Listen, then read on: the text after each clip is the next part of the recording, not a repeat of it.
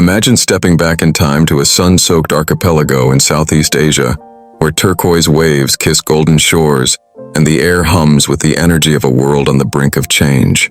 It's 1521, and the Philippines, a vibrant tapestry of tribes, kingdoms, and trade routes, is about to witness a moment that will echo through centuries. This is the story of the first Christian Mass in the Philippines, a day when two worlds collided, faith took root, and a nation's future began to take shape. So let's set sail to the island of Limasawa and uncover what really happened on that historic Easter Sunday. The Philippines in the early 16th century was a bustling crossroads of cultures. Picture merchants from China, India, and the Malay Peninsula bartering spices, silks, and stories in lively coastal markets. Indigenous communities, each with their own languages and traditions, thrived across thousands of islands. Their spiritual world was rich. Animism, ancestor worship, and reverence for nature shaped their lives. But change was coming. In March 1521, a fleet of weathered ships arrived, led by Ferdinand Magellan, a Portuguese explorer sailing for Spain. His mission was bold: circumnavigate the globe, claim new lands for the Spanish crown, and spread Christianity to the farthest reaches of the earth. Magellan's arrival was a turning point. His crew, exhausted from months at sea, stepped onto Philippine soil with a mix of relief and ambition. The locals, led by leaders like Raja Humabon of Cebu, watched these strangers with curiosity and caution. Imagine the scene. Spanish sailors in heavy armor, their faces tanned and weary, meeting Filipino warriors adorned with tattoos and wielding spears. The Spanish saw opportunity, not just for trade or conquest, but for salvation. They believed it was their divine duty to convert the heathen to Christianity, a mission that burned in their hearts as fiercely as their desire for glory. At the center of this spiritual quest was Padre Pedro de Valderrama, a Spanish priest whose faith and determination defined the expedition's soul. Valderrama wasn't just a passenger, he was a bridge between worlds. His task was daunting: to introduce a foreign religion to a people with deep-rooted beliefs. He and his fellow missionaries worked tirelessly, learning local dialects, studying customs, and finding ways to weave Christian teachings into the Filipino worldview. They didn't just preach, they listened, adapted, and built trust. This groundwork was crucial, setting the stage for what would become a historic moment. The Spanish didn't waste time. Magellan forged alliances with local leaders, none more significant than Raja Humabon and his wife, known as Hara Amihan. In a strategic move, the couple converted to Christianity, taking the names Carlos and Juana in honor of Spanish royalty. This wasn't just a personal choice, it was a political alliance, a signal to their people that the Spanish were partners, not just invaders. But not everyone was convinced. Some Filipinos welcomed the newcomers, intrigued by their ships and stories. Others stood firm, wary of losing their traditions and autonomy. Tensions simmered beneath the surface, a quiet reminder that change is never simple. The stage was set for the first Christian Mass, and the chosen location was Limasawa Island, a small but significant spot off the coast of southern Leyte. Why Limasawa? It was neutral ground, a place where alliances could be celebrated without the baggage of territorial disputes. The date was March 31st, 1521, Easter Sunday, a day of profound meaning for Christians. Easter is about resurrection, renewal, and hope. And for the Spanish, it was the perfect moment to plant the seeds of their faith.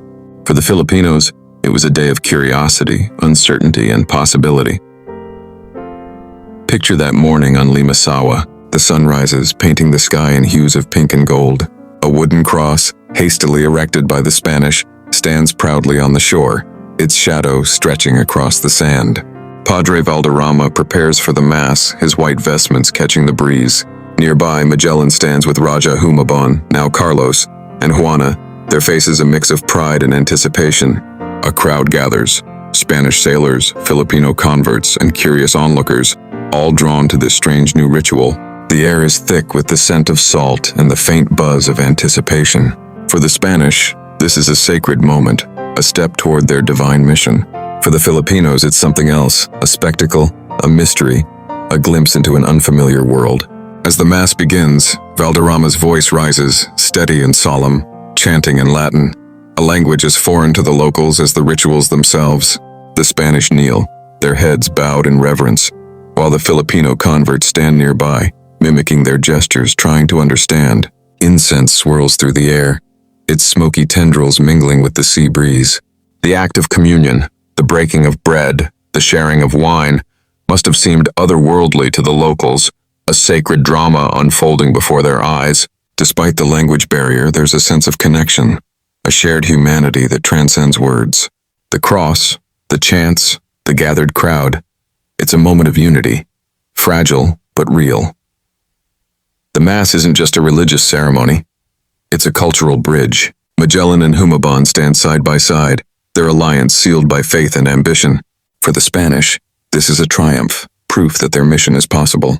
For the Filipino converts, it's a leap into the unknown, a choice to embrace something new while holding on to their roots. And for those watching from the edges, it's a question mark. What does this mean for our future? The rituals are strange, but they're captivating, drawing people in even as they spark whispers of doubt. When the Mass ends, the mood shifts to celebration.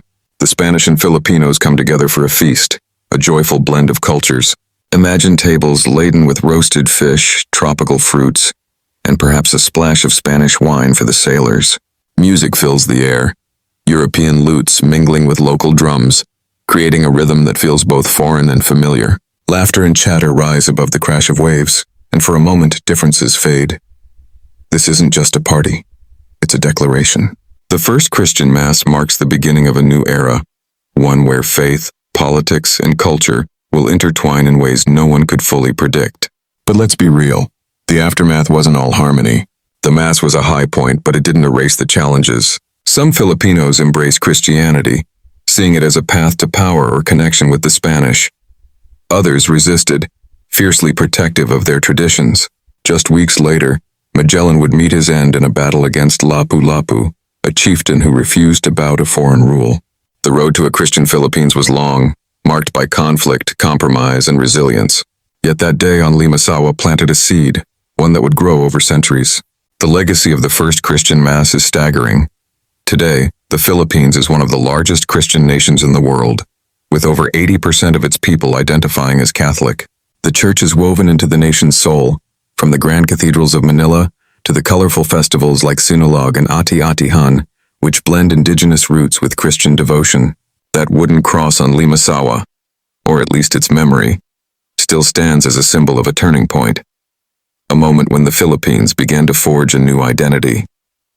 Christianity didn't erase Filipino culture, it became part of it, creating a unique blend that's distinctly Pinoy. For the Spanish, the Mass was a victory, a beacon of hope for their global mission. For the Filipinos, it was the start of a complex journey, one that would shape their values, traditions, and sense of self. The Philippines became a Christian stronghold in Asia, a place where faith and culture danced together in vibrant, unexpected ways. Think about it. Every church bell that rings in the Philippines, every fiesta that lights up the streets, carries a trace of that day in 1521. It's a reminder of how history works, how a single moment can ripple across time, changing everything. So, what does this story mean for us? It's a chance to reflect on how cultures meet, clash, and create something new.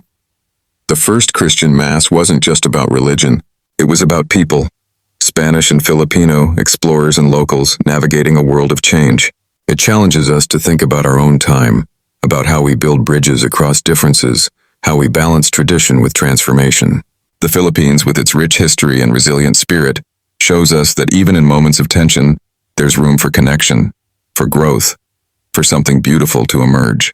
That's the story of the first Christian Mass in the Philippines, a day of faith, courage, and cultural fusion that shaped a nation. It's a story that invites us to look closer, to ask questions, to see the past not as a dusty textbook, but as a living, breathing moment that still speaks to us today. What do you think? How does this moment resonate with you?